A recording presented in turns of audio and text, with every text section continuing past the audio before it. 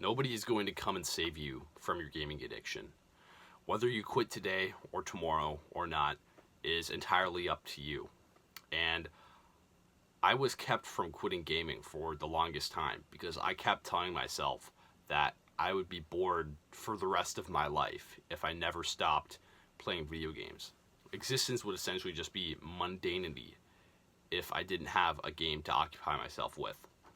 And this is where I had to learn the skill of basically just saving myself from myself, not listening to my own mind and just follow the script that I laid out for myself. I basically had to learn this extreme self-reliance where I had to have the discipline and the willpower to ignore what I was telling myself, even in my own head, what my emotions were, what my feelings were from moment to moment. So what this video is going to be about is how to quit gaming without experiencing the boredom that you're so afraid of. Because if you want to quit gaming for the rest of your life, you need more than just constant willpower. You need a mindset shift. You need a lifestyle shift. You need a new environment. You need a new mentality. You need almost a new identity, as it were. So that's what I'm going to cover in this video. By the way, if you want to fast track you quitting your gaming addiction, then you might want to check out my course. The link to that is in the description. It's about 2.5 hours of content curated by me on exactly how I quit my gaming addiction. I'm pretty sure a chimpanzee could follow it and quit video games in 2 weeks, and I'm sure that you can do the same. So go ahead and check that out if you want to take your quitting gaming journey to the next level. I feared the possibility of boredom that would come with quitting gaming because I was out of touch with what reality could afford me. I was out of touch with the possibilities that reality had in store for me. So when I first quit video games, I didn't know what my potential was. I didn't know what I could do with the stuff I had been blessed with in my life. I lived a pretty comfortable middle class life, pretty suburban, right? Just like typical white person middle class life, and that's actually a very privileged life if you think about it. And you might be in the same situation. You might be lower or higher on that socio-economic hierarchy, but you have to take a step back from your constant obsession with the world of gaming, with all its stimulation and instant gratification and dopamine, and look at, well, what opportunities do I have? What gifts do I have? What do I want for in my personal life still? Like, odds are your family can still put food on the table. Odds are you still have a house. You have clean clothes that you can wear every day. You have a bed. You have a family and all these different things, which maybe if they're not like the best quality things ever, you still have them. And that's what so many people, like 99% of the world's population, don't even have. Your parents probably have like a top 1% income in the income bracket.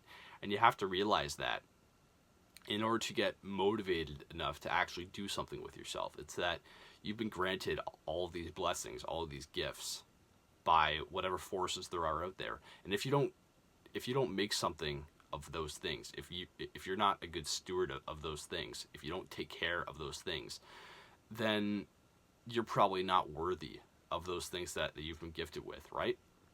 There's this principle from the Bible. Excuse the religious reference, but it's a story about a master who lends out these different amounts of money to each of his servants as he goes away on some kind of business trip. And then one of his servants buries that money in the ground and never comes back to it. And then the second person puts it in this investment and makes about like another $1 off of it. But then the third person puts it in an investment and like doubles or triples it, I think. So that goes to show like that you have to put your gifts into something valuable, into something that's meaningful, and not to hold back with your talents, because not only will you not be happy, but you also won't be successful. And people, this sounds shallow, but you're also just not going to be as popular, and yeah, you're just not going to be as engaged with your life than if you used what you've been given for some good force. And I think if you're watching this video and you know that you have to quit your gaming addiction, the best thing you can do with your time and your attention right now is to put that towards quitting gaming, is to put that towards building a new life, a new identity for yourself, just from the comfort of your own bedroom, from your own current identity. You have to kind of tear that down, make like a micro renovation to your life, right? Because it's your life, and you basically have the complete freedom to do with it whatever you want, as long as it's legal, right? So what you have to do is you have to go into your past and look around and draw from that what kind of potential you have, like how much influence you have over the world based off of your circumstances. Now, I did this and I came up with loads of it. I came up with the fact that I was a gifted person, that I had a very blessed family with tons of resources and materials, but I didn't know where to invest all of that goodness in. I didn't know where to put all of that potential that I had been given. So then you have all these gifts, right? Or at least you're able to like sit down right now and write down 5 to 10 things that you've been granted that other people probably don't have, but that what other people would like to have. Whether it's money, whether it's family, whether it's good living conditions, whether it's good food, anything like that, anything that you can be proud of to have that other people don't. Now, once you have those things listed, maybe it's even about you, right? Like knowing who you are, like personally, knowing your inner psychology is very valuable for this exercise, because you can realize like what areas you're gifted in, right? Because some kids are gifted at math, some kids are gifted at art, but like what are you good at, right?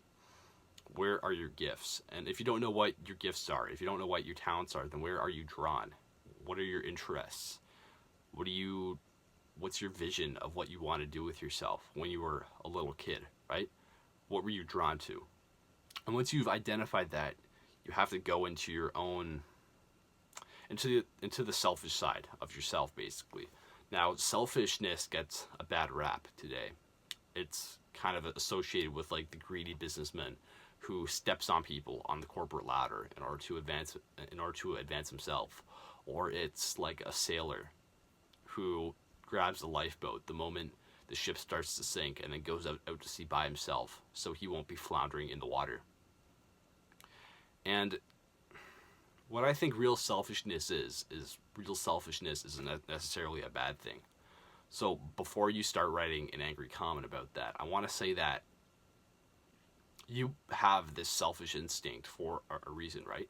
It's the reason you have it is for self-preservation. It's to keep yourself from getting hurt or dying early, right? In order so that you can propagate yourself.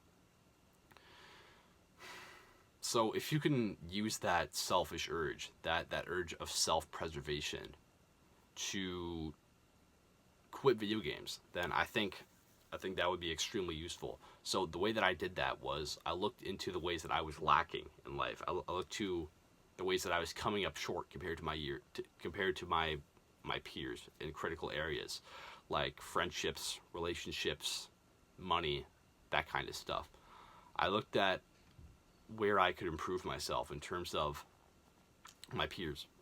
I looked at areas of life, like life skills, where I could better my peers in. So I wanted to work on like rhetoric, like debating, right? I wanted to be able to beat people in an argument. That was kind of like a dark desire. It came from ego.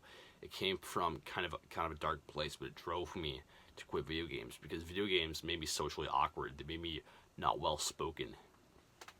I also wanted to have social skills, right? Which were in the same vein, which I had to quit video games in that case because video games made me socially awkward. They made me socially isolated, even if I was playing with other people online.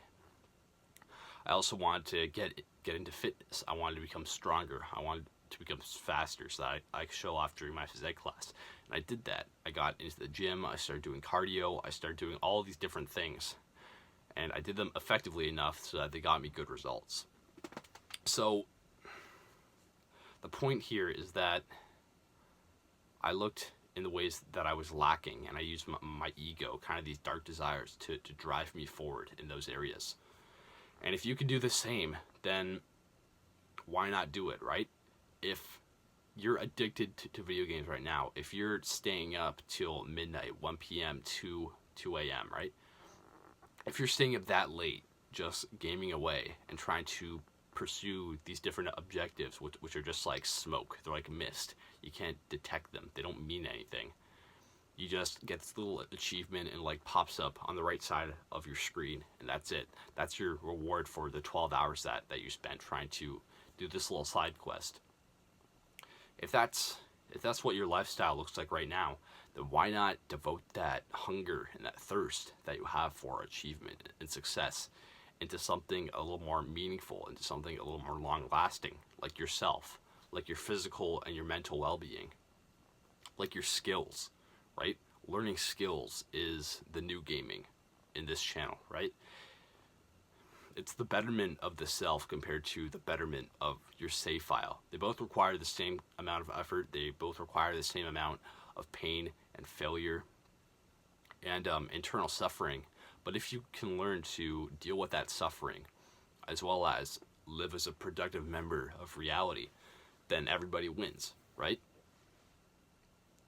Which is another point. Like, if you think that you wanting to quit video games is selfish, it's really not. You can be more of a benefit to not only yourself, but to others. If you're not preoccupied by this gaming all the time, if you're not putting your time and your attention and your effort towards this fake metaphysical world that's been curated by these game corporations.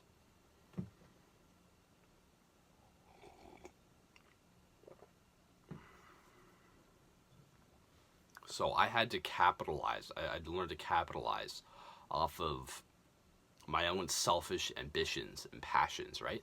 Like, where do your passions lie? Where do your ambitions lie? What are some cool things that you could accomplish, that you could brag about at parties in the future?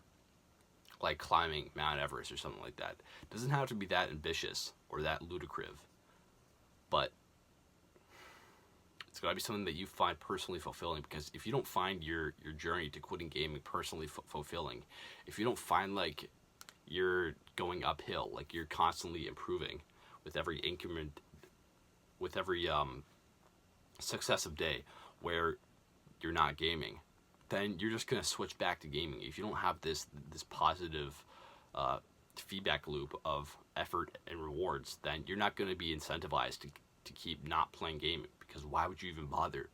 Your life is so much more exciting and fulfilling and profound if you can just sit in your dark room and just go back to your gaming again. So there has to be like incremental rewards along the way on your journey to quit gaming, right? Like maybe you make these own little rewards for yourself when you quit gaming for 5 days, 7 days, 2 weeks, that kind of stuff. There has to be somebody kind of having your back while you go through this quitting journey. Now, I had to do this all by myself. Like, I didn't really have anybody in my life who thought that gaming was really a problem for them, because they were a little more balanced than I was. They were able to balance their gaming life with their outside life, like their school life. But I was just this addictive person. I couldn't stop. I couldn't control myself.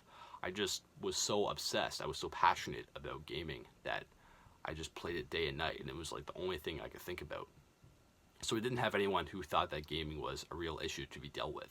But I also didn't have anyone who was in the same situation that I was in, where they were obsessing over gaming, and then they successfully quit it. At least nobody who would talk about it. So I had to use like online figures and just like the books that I was reading and just my own mentality just to kind of coach myself through this quitting gaming journey. And if that's what you have to do, fine, but there's this channel that you can look at, and there's lots of other resources. So, yeah, there's one thing that you learn from this video. It's that you have to capitalize off of your own selfish ambitions and your needs and your wants in order to quit gaming. It has to be kind of a life or a death struggle with yourself. You have to learn to ignore yourself and to turn your back to the own weak version of you that's in your mind, who's telling you to go back to these games, who's telling you to be this weak person, who sees it as acceptable to be useless, not only to others, but also to yourself. You have to become a better friend to yourself. And if you want to learn more mentality tricks and other methods, more down-to-earth practical methods to quit gaming, there's my course, but there's also other videos on my channel that I'm sure could help you. So go ahead and click around on this screen right now and find what other videos I have in store. So that's pretty much it for this video. Make sure to subscribe if you liked it, and I'll see you later. Bye.